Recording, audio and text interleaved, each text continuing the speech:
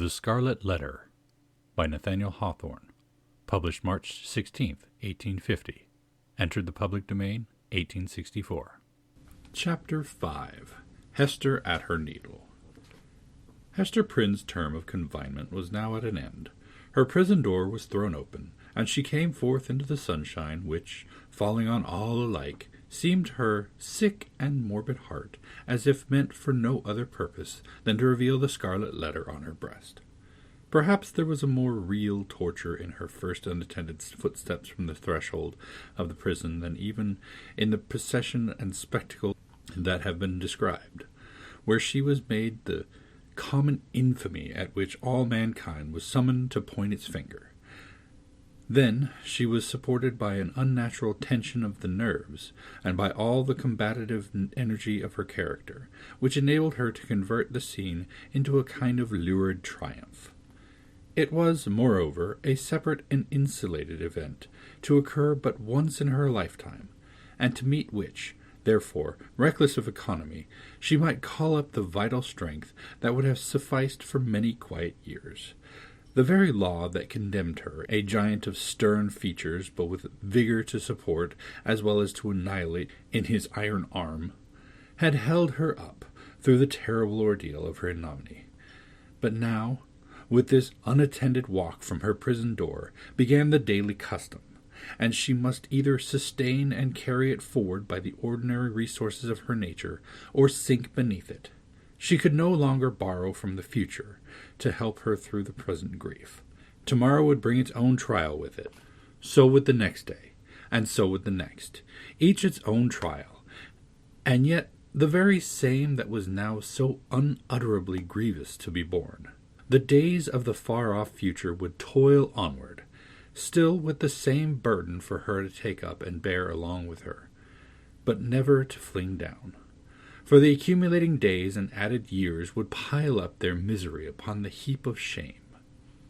Throughout them all, giving up her individuality, she would become the general symbol at which the preacher and moralist might point, and in which they might vivify and embody their images of woman's frailty and sinful passion. Thus the young and pure would be taught to look at her, with the scarlet letter flaming on her breast, at her, the child of honorable parents, at her, the mother of a babe that would hereafter be a woman, at her, who had once been innocent, as the figure, the body, the reality of sin, and over her grave the infamy that she must carry thither would be her only monument. It may seem marvelous that, with the world before her, kept by no restrictive clause of her condemnation within the limits of a Puritan settlement, so remote and so obscure, free to return to her birthplace or to any other European land, and there hide her character and identity under a new exterior as completely as if emerging into another state of being, and having also the passes of the dark, inscrutable forest open to her, where the wildness of her nature might assimilate itself with a people whose customs and life were alien from the law that had condemned her, it may seem marvelous that this woman should still call that place her home, where, and where only, she must needs be the type of shame.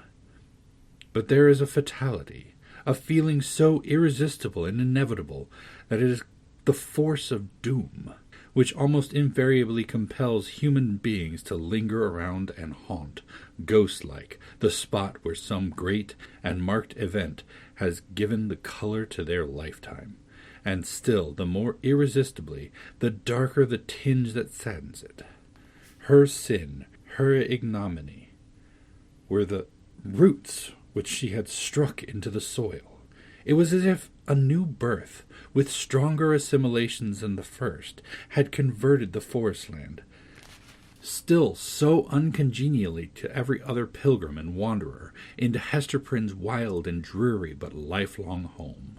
All other scenes of earth, even that village of rural England, where happy infancy and stainless maidenhood seemed yet to be in her mother's keepings, like garments put off long ago, were foreign to her in comparison. The chain that bound her here was of iron links, and galling to her inmost soul, but could never be broken. It might be, too. Doubtless it was so, although she hid the secret from herself and grew pale whenever it struggled out of her heart, like a serpent from its hole. It might be that another feeling kept her within the scene and pathway that had been so fatal. There trod the feet of one with whom she deemed herself connected in a union, that, unrecognizable on earth, would bring them together before the bar of final judgment, and make that their marriage altar, for a joint futurity of endless retribution. Over and over again the tempter of souls had thrust this idea upon Hester's contemplation, and laughed at the passionate and desperate joy with which she seized, and then strove to cast it from her. She barely looked the idea in the face, and hastened to bar it in its dungeon. What she compelled herself to believe, what finally she reasoned upon as her motive for continuing a resident of New England, was half a truth and half a self-delusion. Here, she said to herself, had been the scene of her guilt, and here should be the scene of her earthly punishment.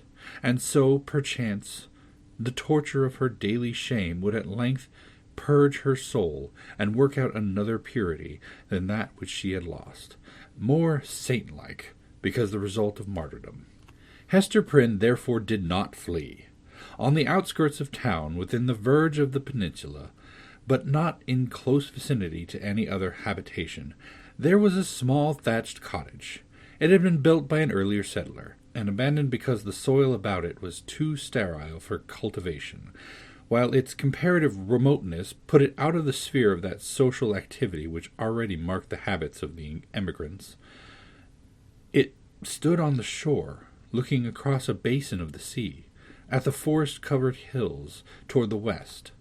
A clump of scrubby trees, such as alone grew on the peninsula, did not so much conceal the cottage from view as seemed to denote that there was some object which would fain have been, or at least ought to be, concealed. In this little lonesome dwelling, with some slender means that she possessed, and by the license of the magistrates, who still kept an inquisitorial watch over her, Hester established herself, with her infant child.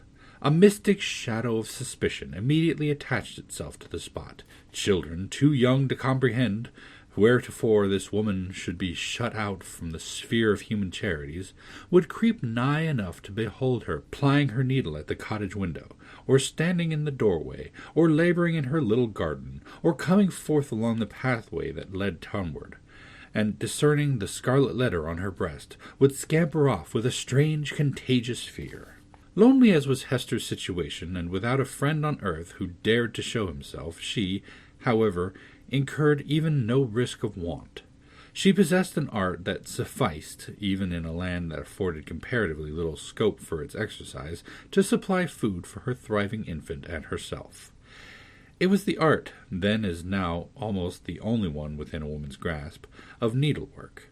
She bore on her breast, in the curiously embroidered letter, a specimen of her delicate and imaginative skill, of which the dames of a court might gladly have availed themselves, to add the richer and more spiritual adornment of human ingenuity to their fabrics of silk and gold. Here, indeed, in the sable simplicity that generally characterized the puritanic modes of dress, there might be an infrequent call for the finer productions of her handiwork. Yet the taste of the age, demanding whatever was elaborate in compositions of this kind, did not fail to extend its influence over stern progenitors, who had cast behind them so many fashions which it might seem harder to dispense with. Public ceremonies, such as ordinations, the installation of magistrates, and all that could give majesty to the forms in which a new government manifested itself to the people, were, as a matter of policy, marked by a stately and well-conducted ceremonial and a sombre but yet studied magnificence. Deep ruffs, painfully wrought bands, and gorgeously embroidered gloves were all deemed necessary to the official state of men assuming the reins of power, and were readily allowed to individuals dignified by rank or wealth, even while sumptuary laws forbade these and similar extravagances to the plebeian order. In the array of funerals, too, whether for the apparel of the dead body or to typify by manifold emblematic devices of sable cloth and snowy lawn the sorrow of the survivors, There was a frequent and characteristic demand for such labor as Hester Prynne could supply. Baby linen, for babies, then wore robes of state, afforded still another possibility of toil and emolument. By degrees, nor very slowly, her handiwork became what would now be termed the fashion. Whether from commiserations for a woman of so miserable a destiny, or from the morbid curiosity that gives a fictitious value even to common or worthless things, or by whatever other intangible circumstance was then, as now, sufficient to bestow on some persons that others might seek in vain, or because Hester really filled a gap which must otherwise have remained vacant. It is certain that she had ready and fairly requited employment for as many hours as she saw fit to occupy with her needle. Vanity, it may be, chose to mortify itself by putting on, for ceremonials of pomp and state, the garments that had been wrought by her sinful hands. Her needlework was seen on the ruff of the governor. Military men wore it on their scarves, and the minister on his band. It decked the baby's little cap. It was shut up to be mildewed and moulder away in the coffins of the dead. But it is not recorded that, in a single instance, her skill was called in aid to embroider the white veil which was to cover the pure blushes of a bride. The exception indicated the ever-relentless vigor with which society frowned upon her sin. Hester sought not to acquire anything beyond subsistence, of the plainest and most aesthetic description, for herself, and a simple abundance for her child. Her own dress was of the coarsest material, and the most sombre hue, with only the one ornament, the Scarlet Letter, which it was her doom to wear. The child's attire, on the other hand, was distinguished by a fanciful, or we might rather say, a fantastic ingenuity, which served, indeed, to heighten the airy charm that early began to develop itself in the little girl, but which appeared to have also a deeper meaning. We may speak further of it hereafter. Except for that small expenditure in the decoration of her infant, Hester bestowed all her superfluous means in charity, on wretches less miserable than herself, and who not unfrequently insulted the hand that fed them. Much of the time she might readily have applied to the better efforts of her art, she employed in making coarse garments for the poor. It is probable that there was an idea of penance in this mode of occupation, and that she offered up a real sacrifice of enjoyment in devoting so many hours to such rude handiwork. She had in her nature a rich, voluptuous oriental characteristic, a taste for the gorgeously beautiful, which, save in the exquisite productions of her needle, found nothing else in all the possibilities of her life to exercise itself upon. Women derive a pleasure incomprehensible to the other sex from the delicate toil of the needle. To Hester Prynne it might have been a mode of expressing and therefore soothing the passion of her life. Like all other joys, she rejected it as a sin. This morbid meddling of conscience with an immaterial matter betokened, it is to be feared, no genuine and steadfast patience, but something doubtful, something that might be deeply wrong beneath. In this manner, Hester Prynne came to have a part to perform in the world. With her native energy of character and rare capacity, it could not entirely cast her off, although it had set a mark upon her more intolerable to a woman's heart than that which branded the brow of Cain. In all her intercourse with society, however, there was nothing that made her feel as if she belonged to it.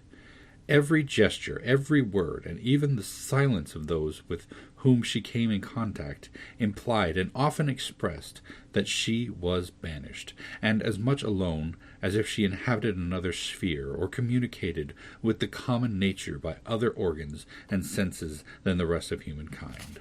She stood apart from moral interest, yet close beside them, like a ghost that revisits the familiar fireside and can no longer make itself seen or felt, no more smile with the household joy, nor mourn with the kindred sorrow, or should it succeed in manifesting its forbidden sympathy, awaking only terror and horrible repugnance. These emotions, in fact, and its bitterest scorn besides, seemed to be the sole portion that she retained in the universal heart. It was not an age of delicacy, and her position, although she understood it well, and was in little danger of forgetting it, was often brought before her vivid self-perception, like a new anguish, by the rudest touch upon the tenderest spot. The poor, as we have already said, whom she sought out to be the objects of her bounty, often reviled the hand that was stretched forth to succor them. Dames of elevated rank, likewise, whose doors she entered in the way of her occupation, were accustomed to distill drops of bitterness into her heart, sometimes through that alchemy of quiet malice, by which women can concoct a subtle poison from ordinary trifles, and sometimes also by a coarser expression that fell upon the sufferer's defenseless breast, like a rough blow upon an ulcerated wound. Hester had schooled herself long and well. She never responded to these attacks, save by a flush of crimson that rose irrepressibly over the pale cheek, and again subsided into the depths of her bosom. She was patient, a martyr indeed, but she forbore to pray for her enemies, lest, in spite of her forgiving aspirations, the words of the blessing should stubbornly twist themselves into a curse. Continually, and in 1,000 other ways, did she feel the innumerable throbs of anguish that had been so cunningly contrived for her by the undying, the ever-active sentence of the Puritan tribunal. Clergymen paused in the streets to address words of exhortation that brought a crowd, with its mingled grin and frown, around the poor, sinful woman. If she entered a church, trusting to share the Sabbath smile of the universal Father, it was often her mishap to find herself the text of the discourse. She grew to have a dread of children, for they had imbibed from their parents a vague idea of something horrible in this dreary woman, gliding silently through the town, with never any companion but only one child. Therefore, first allowing her to pass, they pursued her at a distance with shrill cries and utterances of a word that had no distinct purport to their own minds, but was none the less terrible to her, as proceeding from lips that babbled it unconsciously. It seemed to argue so wide a diffusion of her shame that all nature knew of it. It could have caused her no deeper pang had the leaves of the trees whispered the dark story among themselves, had the summer breeze murmured about it, had the wintry blast shrieked it aloud. Another peculiar torture was felt in the gaze of the new eye, when strangers looked curiously at the Scarlet Letter, and none ever failed to do so. They branded it afresh into Hester's soul, so that oftentimes she could scarcely refrain, yet always did refrain, from covering the symbol with her hand. But then, again, an accustomed eye had likewise its own anguish to inflict. Its cool stare of familiarity was intolerable. From first to last, in short, Hester Prynne had always this dreadful agony in feeling a human eye upon the token. The spot never grew callous. It seemed, on the contrary, to grow more sensitive with daily torture. But sometimes, once in many days, or perchance in many months, she felt an eye, a human eye, upon the ignominious brand that seemed to give a momentary relief, as if half of her agony were shared. The next instant, back it all rushed in again, with still a deeper throb of pain, for in that brief interval she had sinned anew. Had Hester sinned alone? Her imagination was somehow affected, and, had she been of a softer moral and intellectual fibre, would have been still more so, by the strange and solitary anguish of her life, walking to and fro with those lonely footsteps in the little world with which she was outwardly connected. It now and then appeared to Hester, if altogether fancy, it was nevertheless too potent to be resisted. She felt or fancied then that the Scarlet Letter had endowed her with a new sense. She shuddered to believe, yet could not help believing, that it gave her a sympathetic knowledge of the hidden sin in other hearts. She was terror-stricken by the revelation that were thus made. What were they? Could they be other than the insidious whispers of a bad angel who would fain have persuaded the struggling woman, as yet only half his victim, that the outward guise of purity was but a lie, and that, if truth were everywhere to be shown, a scarlet letter would blaze forth on many a bosom beside Hester Prynne's? Or must she receive those intimations, so obscure yet so distinct, as truth? In all her miserable experience, there was nothing else so awful and so loathsome as this sense. It perplexed as well as shocked her by the irreverent inopportuneness of the occasions that brought it into vivid action.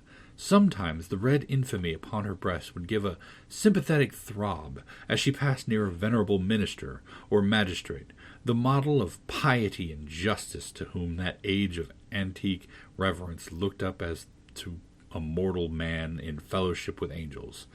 What evil thing is at hand? Would Hester say to herself, lifting her reluctant eyes. There would be nothing human within the scope of view, save the form of this earthly saint.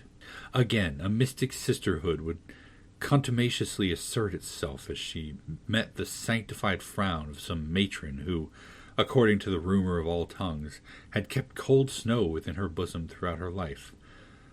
That unsunned snow in the matron's bosom, and the burning shame on Hester Prynne's, what had the two in common?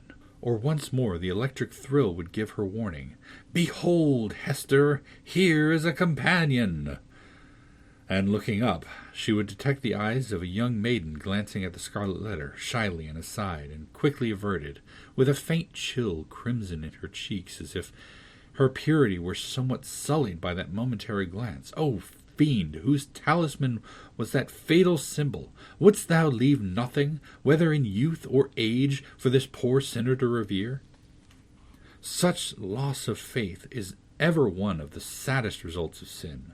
Be it accepted as a proof that all was not corrupt in this poor victim of her own frailty and man's hard law, that Hester Prynne yet struggled to believe that no fellow mortal was guilty like herself. The vulgar, who, in those dreary times, were always contributing a grotesque horror to what interested their imaginations, had a story about the Scarlet Letter which we might readily work up into a terrific legend. They averred that the symbol was not mere scarlet cloth tinged in an earthly dye-pot, but was red-hot with infernal fire, and could be seen glowing all light whenever Hester Prynne walked abroad in the night-time.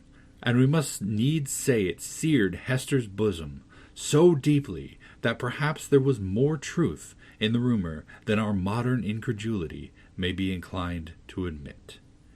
End of chapter 5.